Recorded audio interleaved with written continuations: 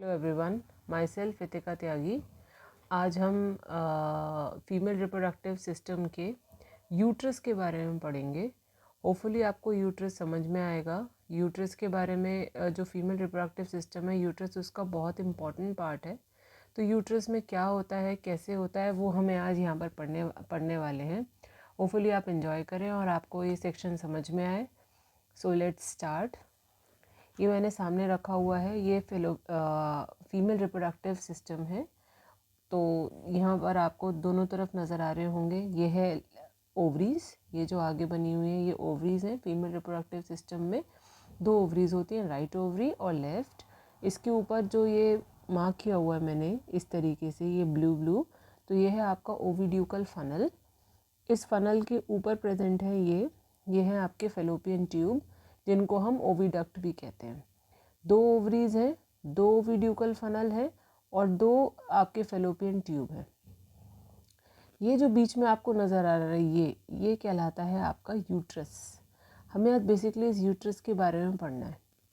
तो आप यहाँ पर देखिए, जो आपकी ओवरीज हैं, यहाँ पर आपका एग होता है और वो जो एग है वो इस फॉर्म में होता है, इस बैग के अंदर होता है, जिसको हम बोलते हैं फॉलिकल।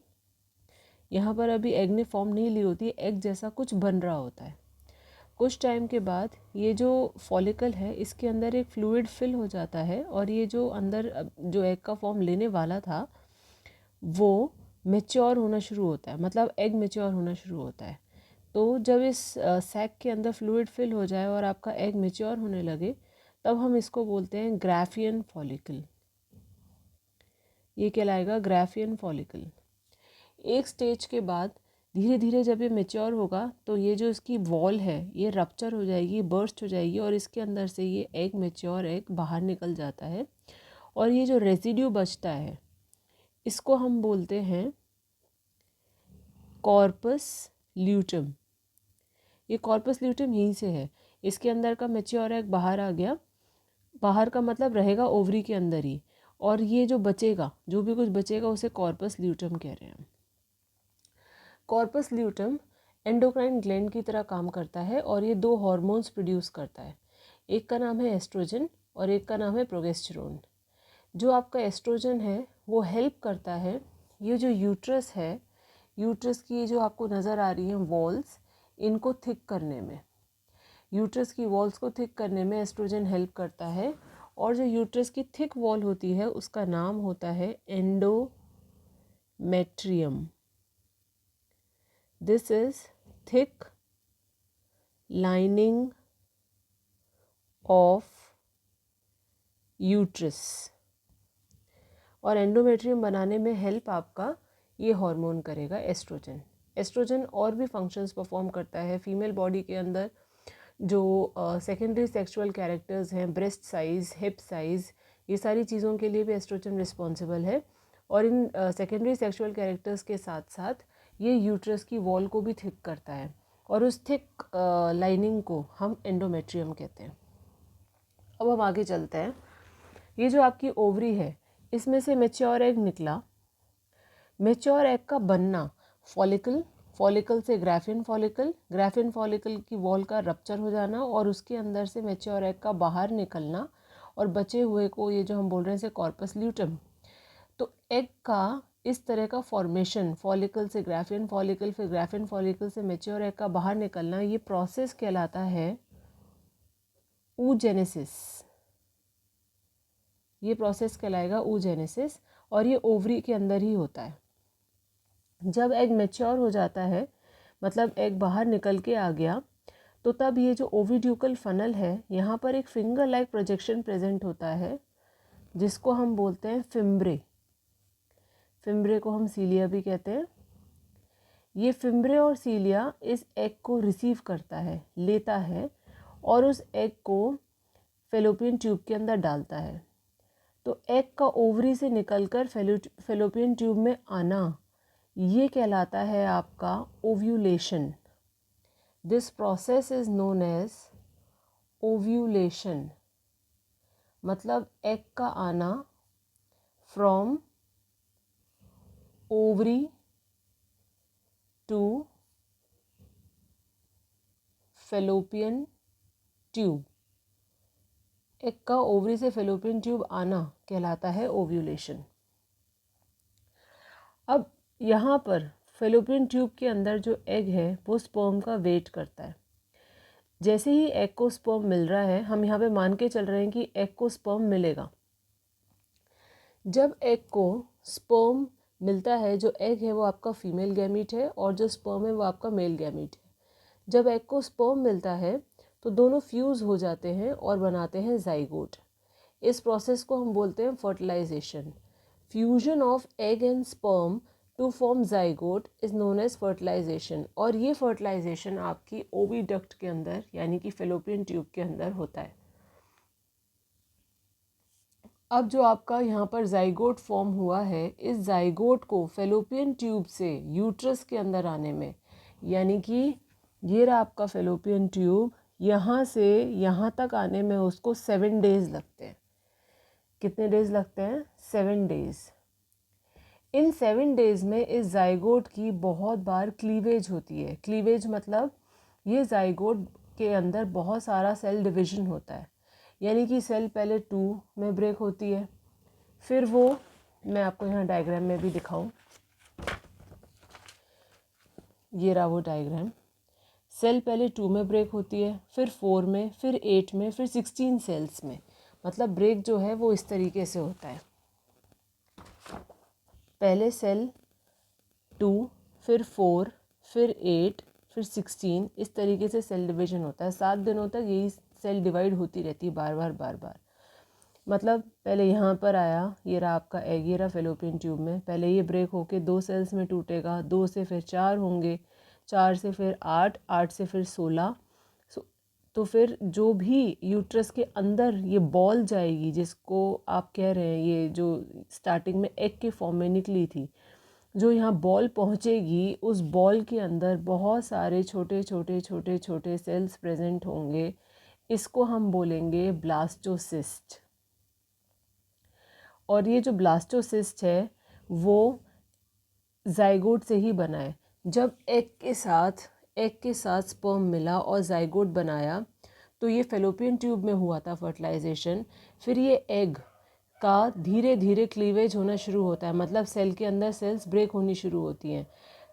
जो आपका जाइगोट है उसके अंदर सेल्स ब्रेक होंगी, पहले 2 होंगी, फिर 4 होंगी, फिर 8 होंगी और फिर 16 होंगी।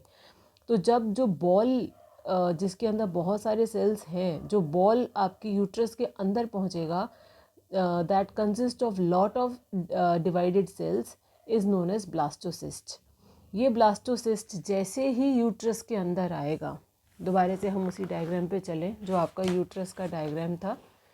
जैसे ही ब्लास्टोसिस्ट इस यूट्रस के अंदर आएगा, वो यूट्रस की वॉल से जाके क्लिंग हो जाता है, यानी कि वो उसकी वॉल से जाके चिपक जाता है।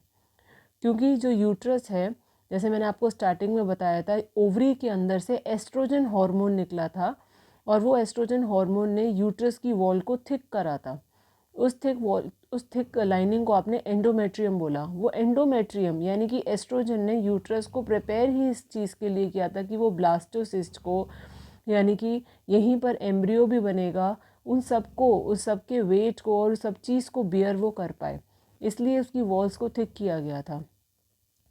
तो यहाँ पर ब्लास्टोसिस्ट का आना यूट्रस के अंदर और यूट्रस की वॉल के साथ चिपक जाना, क्लिंग हो जाना, ये प्रोसेस कहलाता है आपका इम्प्लांटेशन। तो आपने यहाँ पर कुछ डेफिनेशंस पढ़ी हैं। सबसे पहले oogenesis। oogenesis का मतलब होता है फॉलिकल, फॉलिकल से ग्राफियन फॉलिकल और ग्राफियन फॉलिकल से मैच्योर्ड एग का बनना। ये प्रोसेस कहलाता है आपका oogenesis। और oogenesis ओवरी के अंदर ही होता है, मतलब इसी के अंदर होता है यहाँ पर। फिर नेक्स्ट प्रोसेस आपने पढ़ा ओव्यूलेशन। जब मैच्योर्ड एग आपकी ओवरी में बन गया, फिर वो ओविड्यूकल फनल की हेल्प से, ओविड्यूकल फनल के अंदर फिम्ब्रे उस मैच्योर्ड एग को लेकर फेलोपियन ट्यूब में डालते हैं, यानी कि मैच्योर्ड एग का ओवरी से ओविड्यूकल फनल में आना कहलाता है आपका ovulation. This process is known as ovulation. फिर जो ओविडक्ट है, ओविडक्ट की वॉल्स कॉन्ट्रैक्ट रिलैक्स, जिसको हम पेरिस्टाल्सिस बोलते हैं। क्या बोलते हैं? पेरिस्टाल्सिस।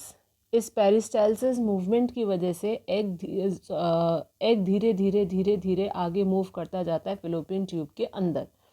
फिर आपने एक डेफिनेशन पढ़ी फर्टिलाइजेशन की। फर्टिलाइजेशन फेलोपियन ट्यूब के अंदर ही होता है।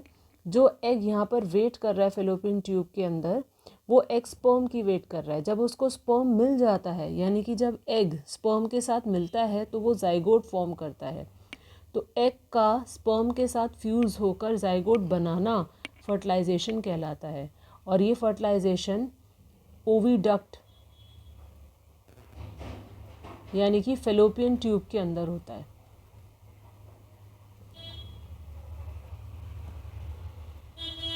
फिर फेलोपियन ट्यूब के अंदर जो जाइगोट फॉर्म हुआ है वो 7 डेज तक उसकी क्लीवेज होती रहेगी, यानी कि उस जाइगोट को आपके फेलोपियन ट्यूब से यूट्रस तक आने में 7 दिन लगेंगे। उन 7 दिनों के अंदर वो जाइगोट पहले 2 सेल्स में ब्रेक होगा, फिर 4 में, फिर 8 में, फिर 16 में। फाइनली एक ऐसी बॉल यूट्रस के अंदर पहुंचेगी जिसके अंदर बहुत सारी डिवाइडेड सेल्स हैं। उस बॉल को हम ब्लास्टोसिस्ट कहेंगे। वो ब्लास्टोसिस्ट यूट्रस के अंदर आएगी और यूट्रस की वॉल से, ये यूट्रस की वॉल है, उससे जाके चिपक जाती, क्लिंग हो जाती है।